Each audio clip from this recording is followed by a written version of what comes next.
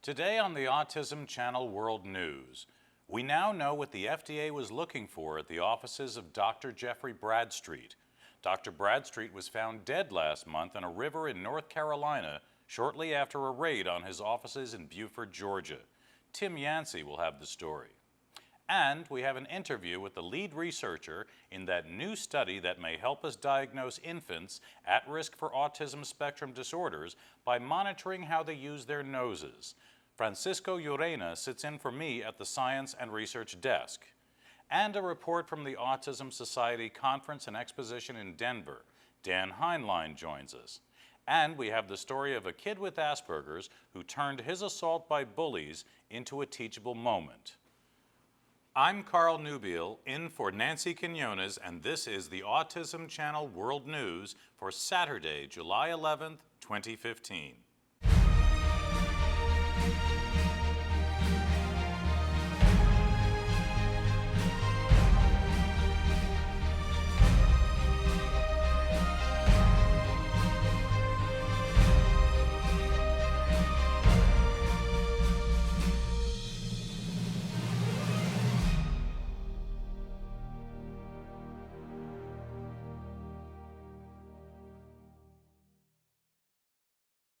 Last month, we brought you exclusive information about the case of Dr. Jeffrey Bradstreet, the controversial autism doctor found dead in a river in North Carolina.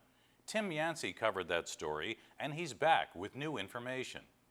Last month, the body of Dr. Jeffrey Bradstreet was found in a river in North Carolina on Friday, June 19th. The doctor was well respected by many in the autism community who support alternative medical treatments. But to those in the skeptic community, he's been described as everything from ineffective to dangerous.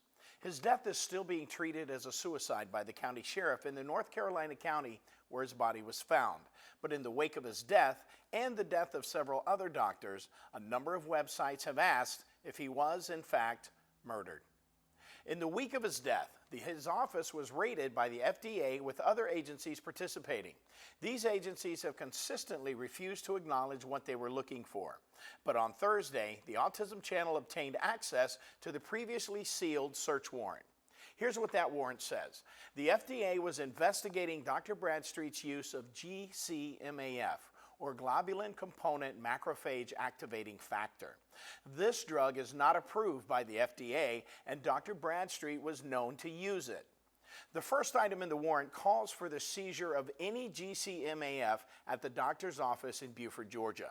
The warrant is actually drawn against the office itself, though the doctor and his staff are included in its provisions. Also included are all records relating to this drug, including its administration to patients, all payroll records identifying people who worked at or with the clinic, all patient information relating to GCMAF, all financial records, and most of his computer and internet hardware. The warrant appears to indicate that the FDA sought to pursue charges of interstate commerce of a misbranded drug and the delivery of that drug for pay or otherwise. We do not know exactly what information the FDA acquired in the raid, but it does suggest that most of the information regarding the doctor's practice was seized, though the warrant does specify that when these computers are later searched, the search may only extend to items specified in the warrant. This week, the oldest continuously held annual autism conference is taking place in Denver, Colorado, and the Autism Channel is there showing off the channel. It's the Autism Society's 46th Annual Conference and Exhibition, and Daniel Heinlein of our show, I Am Autistic, joins us from the convention floor. This being my first trip to the mile-high city, I have occasionally found myself a little short of breath. But what I haven't found myself short of would be short of information, short of friendship, nor short of fun. We're here in Denver, Colorado for the Autism Society of America's National Conference, where they are celebrating 50 years of helping those on the autism spectrum. Now, while we've been here, we've had the opportunity to sit in on the keynote speeches, some of the smaller breakout sessions, and visit fellow exhibitors right here in the exhibit hall. We will be bringing you the best of the exhibit hall right here on the Autism Channel later this summer. If you think that you could benefit from some professional development, or just enjoy meeting like-minded folks on and off the spectrum, then you need to join the ASA next July as they travel to that king of all convention towns, New Orleans, Louisiana, where you can laisser le bon temps brûler avec nous. Let's let the good times roll with us. In Denver, I'm Dan Heinlein, Autism Channel World News. A new research study shows that up to 2/3 of children with autism may also have a speech disorder called apraxia. This disorder makes it difficult or impossible for its sufferers to form words or phrases.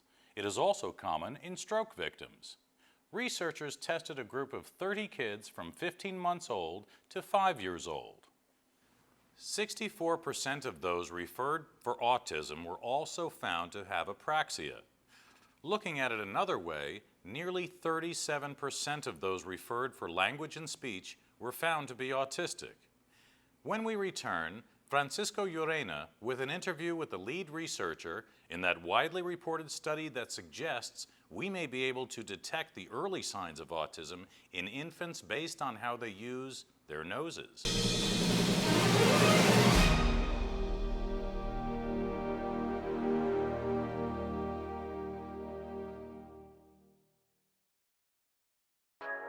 What we see, experience, feel, is it real?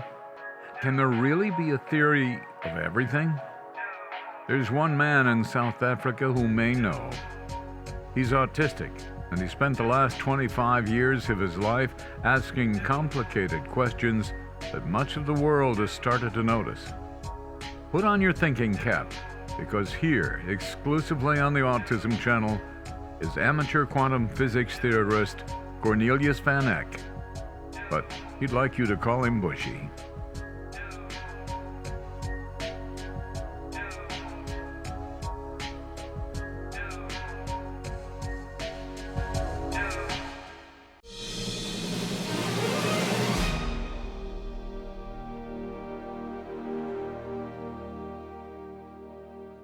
One of the more popular recent stories about autism is a research paper from the Weizmann Institute of Science in Israel. Francisco Llorena is filling in for me at the Science and Research Desk, and he has the details and an interview with the lead researcher in the study. This paper is a small study from Israel that may have tremendous promise for early diagnosis of autism. We typically diagnose at about 2 years of age because the signs may be too subtle earlier. We also know that early intervention is everything in improving the lives of people on the spectrum. So the earlier the diagnosis, the better the ultimate outcome. This study may allow us to either diagnose infants or at least identify which babies we need to watch more closely for signs of autism spectrum disorder. It involves measuring an infant's response to good smells versus bad smells. The lead researcher on this is Liron Rosenkrantz, a brilliant PhD candidate at Weizmann Institute, who agreed to tell us about the specifics of her study. So what we wanted to measure was the sniff response. The sniff response is a response in olfaction, which basically means that when we encounter a pleasant odor, we tend to take a larger sniff, and when we encounter an unpleasant odor, we tend to take a smaller sniff. So we basically just modulate our sniffing behavior in accordance with the odor we're encountering. So this modulation typically occurs within about 200 milliseconds in average. So this was known for healthy adults, for the general population. We wanted to test it in children. So we tested two groups, children with autism and a control group of typically developing children. And what we found was that the control group showed a typical sniff response, meaning taking larger sniffs for the pleasant odorants rather than for the unpleasant ones. The group of children with autism, however, didn't show this modulation of their sniffing behavior in accordance with the odorant. They basically, in average, showed no modulation at all, just taking the same sniff for an odorant such as a shampoo or a rose, as they did for rotten fish, for example. So this was quite striking for us. So this was the main finding, and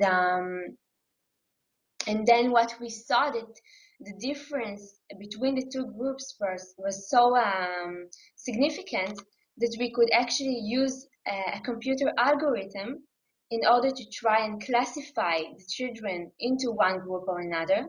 And we were able, actually the algorithm was able to correctly classify 81% of the children in our study. So this was like the main thing we found. But then when we looked closer into the group of children with autism, into their behavior, their sniffing pattern, then we found a strong correlation between the way they sniffed for the pleasant and unpleasant odorant and their autism severity score, which means that the more severe the autistic symptoms a child displayed, the longer he sniffed for the unpleasant odorant rather than for the pleasant one. So actually the sniff response was correlated with autism severity. We thank Liron Rosenkrantz for talking with us today. This study needs to be replicated in larger groups, but we hope you'll come back and talk with us again because as you're seeing, this study is widely regarded as showing great promise. Thank you. Okay, so thank you very much. Finally, from Illinois comes the story of Gavin Joseph, who has Asperger's and was beaten by a number of other boys who tricked him into believing they wanted to be his friends. He suffered some major but non-permanent injuries and could have pressed charges. But instead, he got them to agree to watch a 20-minute video he prepared and had each of them write a research paper on Asperger's so they could better understand why he was often alone and wanted to be friends with people he didn't otherwise know. This information comes from Facebook, which says the story was shared by his mother. That's the Autism Channel World News for Saturday. I'm Carl Nubiel.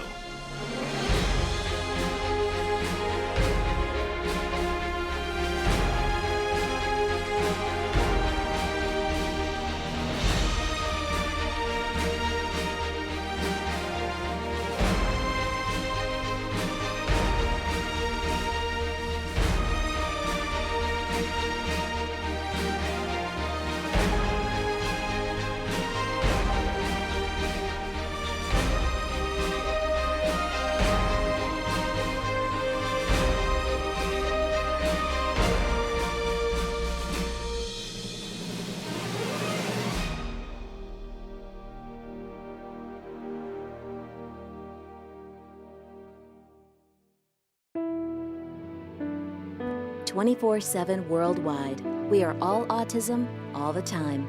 Thank you for watching the Autism Channel.